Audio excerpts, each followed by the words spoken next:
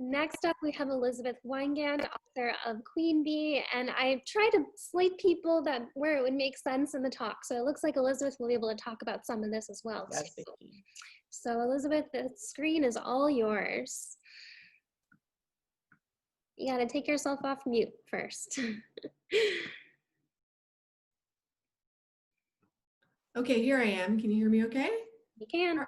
Cool. You know what, Stephanie, actually, I did prepare a short slideshow for this. So if it's okay, I'll just go and share. Absolutely. Tell me if I'm not doing it right, because sometimes I mess this up. So let's see, PowerPoint.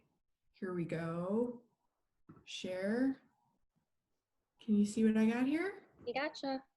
All right, let's see if I can get it to, it's hard for it sometimes to slideshow. Play from start. Okay, here we go. Okay, here we are, Queen Bee. Hi, everybody. I'm Elizabeth Weigandt. I'm the author of Queen Bee, which is a honeybee's quest to save her dying hive.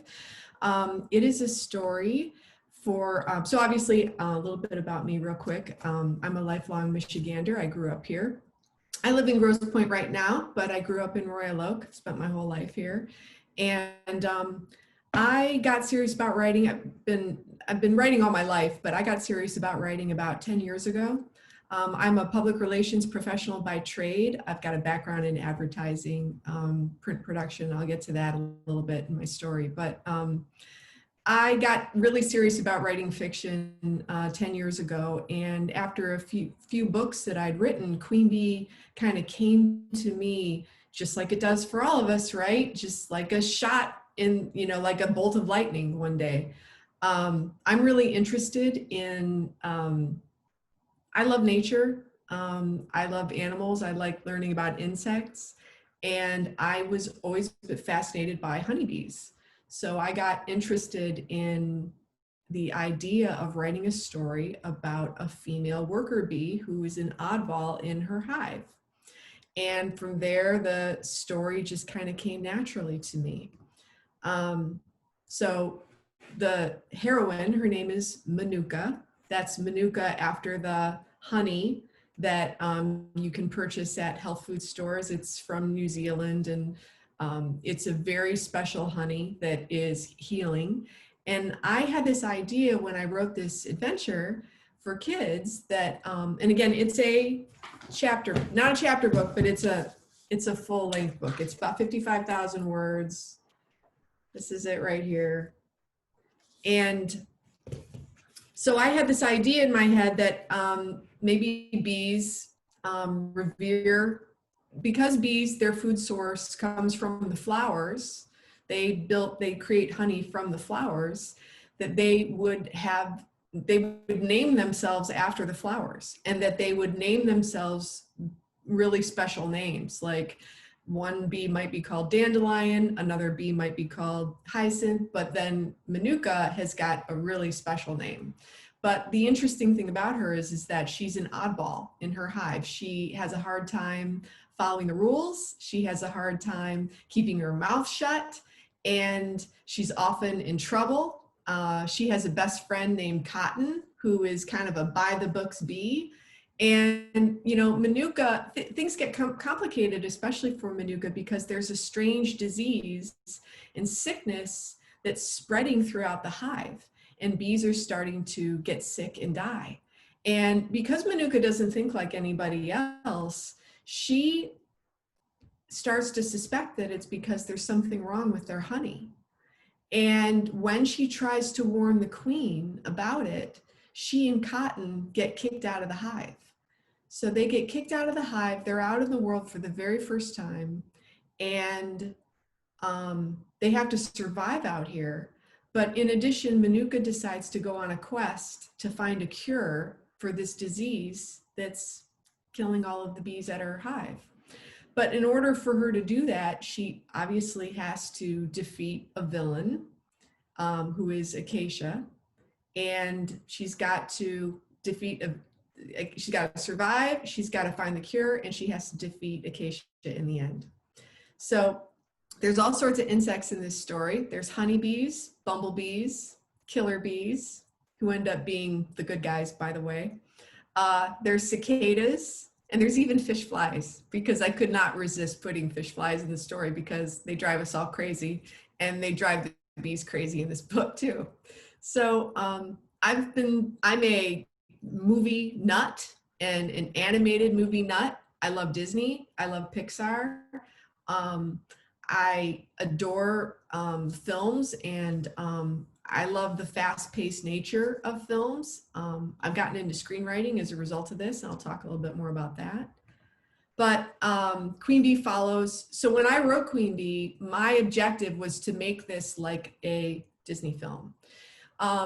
And so I got a lot of my insights on the storytelling process through screenwriting. So this story utilizes a traditional 3-act structure. And because that's what I wanted. I wanted a really fast-paced adventure movie that would still work as an animated film, because that's kind of how I saw it in my mind, even though it is a book. The other thing about Queen Bee is that I did a lot of pitching of Queen Bee to agents and literary agents and publishers, and boy, I mean, I just got the door slammed in my face. People told me two things mainly. They told me that children are terrified of honeybees and they wouldn't be interested in a story about bees. And they also told me that books about animals don't sell. So, I mean, obviously, I mean, there's all sorts of publishers out there. There's all sorts of agents, but I just could not find one. And after banging my head against a wall for a couple of years, I decided to go the self-publishing route. So I've got a background in advertising, and I'm a PR person, obviously. So I do know a bit about how to develop, how to publish something. I published a magazine for a little while with a previous job, an internal magazine, and so I knew enough to be dangerous about it. So I thought, okay, well, let's do this. So I chose to publish Queen Bee through a company called Friesen Press. They are based in Canada. I love them.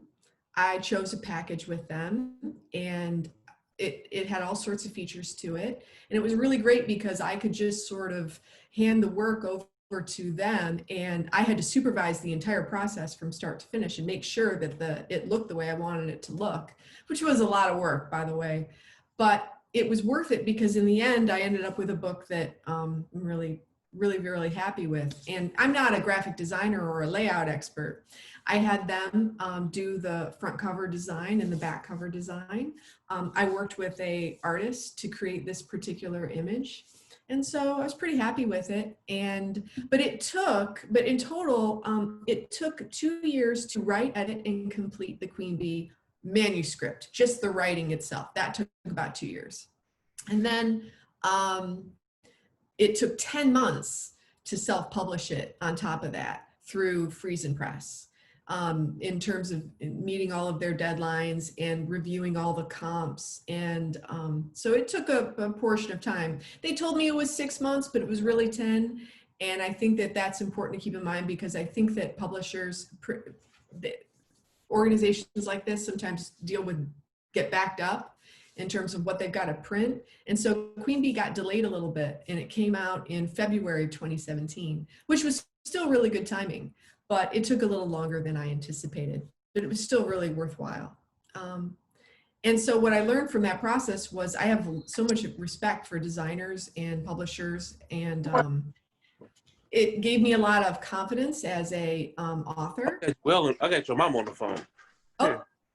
Hi, David. We can hear you. Oh, I'm so sorry. Mute me. Okay.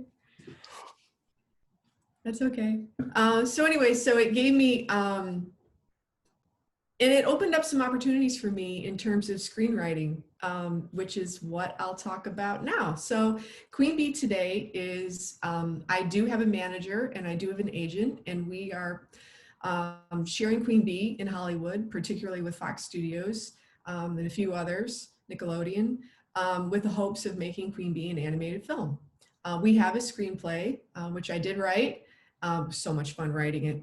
I loved it. And so we've got that done. I have a shopping agreement with my manager and with another screenwriter as well. And what that entails is it allows them to shop the story to people in Hollywood if they want to purchase the story rights, and then we would they would purchase the story rights from us. So we could either do that through a traditional studio, or we could do that through an independent studio, and we're looking at doing both. Well, you can't do both, but doing one or the other is my point. So that's been a really wonderful part of the adventure. And the reason that I mentioned to Kristen earlier that I would address her question about self-publishing, the one she had to Joseph earlier. So when I met my manager and his co-screenwriter and their agent, they were delighted that I had self-published Queen Bee. They were the first people in an industry that were thrilled that I'd gone that route. And the reason is because I own the rights. So they don't have to go through my publisher because I'm the publisher. I own it. So that is one upside of going the self-publishing route. Self-publishing, takes tons of time and effort to do it, but you end up with the thing that you wanted. You end up with your vision, and that's really great. You own it. You can do what you want with it after that. The tough part about self-publishing is really distribution, is really the sales distribution process. That's the hardest part. That's the part that I wish that there were a stronger channel for those of us, because instead, as self-published authors, we really have to sell our work ourselves to bookstores on consignment or directly to readers. So that's a little bit about me. How am I doing on time, Stephanie? Am I on time? 3 minutes for questions.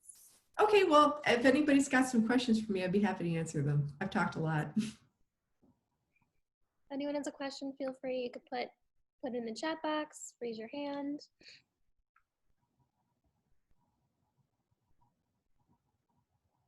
Cool. Well, it was really nice to meet everybody. Thank you for the time today. Thank you so much, Elizabeth. Let's see, let's stop sharing your screen so we can see you. There we go.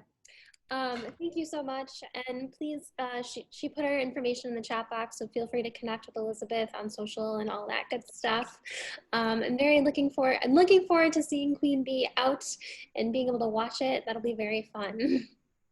Maybe someday, we'll see.